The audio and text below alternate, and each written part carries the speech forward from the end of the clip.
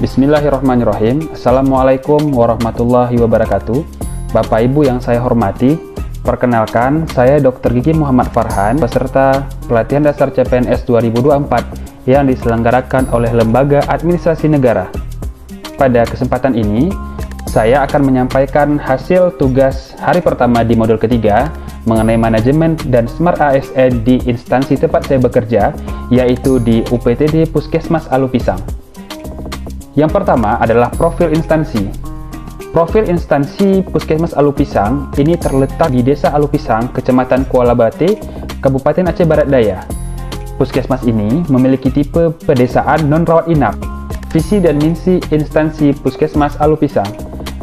Visi Puskesmas Alupisang adalah terdepan dalam memberikan pelayanan kesehatan demi mewujudkan masyarakat hidup bersih, sehat, dan mandiri, sehingga tercapainya pembangunan kesehatan yang optimal.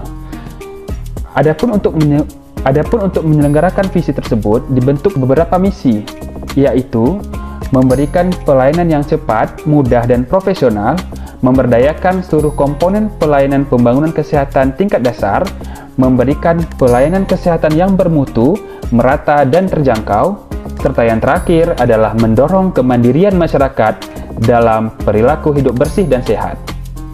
Tugas dan fungsi puskesmas. Tugas puskesmas ada dua, yaitu meningkatkan derajat kesehatan masyarakat secara komprehensif dan berkesinambungan, serta meningkatkan kualitas SDM kesehatan sehingga dapat memberi pelayanan kesehatan kepada masyarakat secara optimal. Fungsi puskesmas ada dua, yaitu menyelenggarakan usaha kesehatan masyarakat tingkat pertama dan menyelenggarakan usaha kesehatan perseorangan tingkat pertama.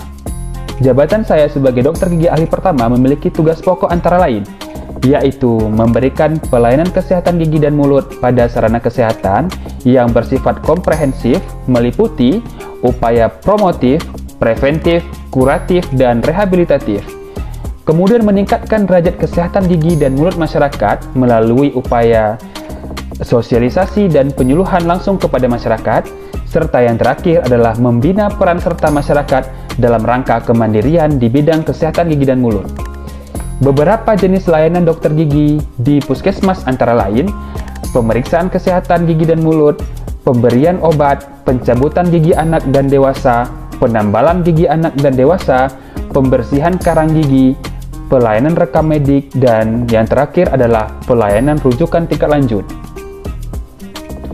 Standar pelayanan minimal ataupun SPM saya sebagai dokter gigi ahli pertama di puskesmas antara lain, yang pertama adalah waktu tunggu pasien dari pendaftaran hingga ke ruang tindakan kurang dari 5 menit, indikator tercapai 100%. Yang kedua adalah waktu tindakan pasien kurang dari 30 menit, tercapai 80%.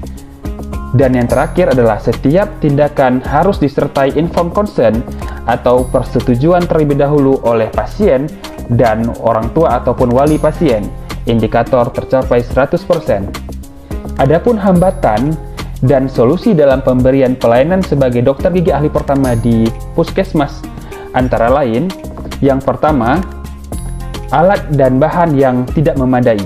Hal ini dikarenakan adanya alat di ruangan kesehatan gigi dan mulut tidak dilakukan pemeliharaan ataupun maintenance secara rutin, sehingga alat tersebut tidak berfungsi, bahkan ada yang sudah mengalami rusak permanen.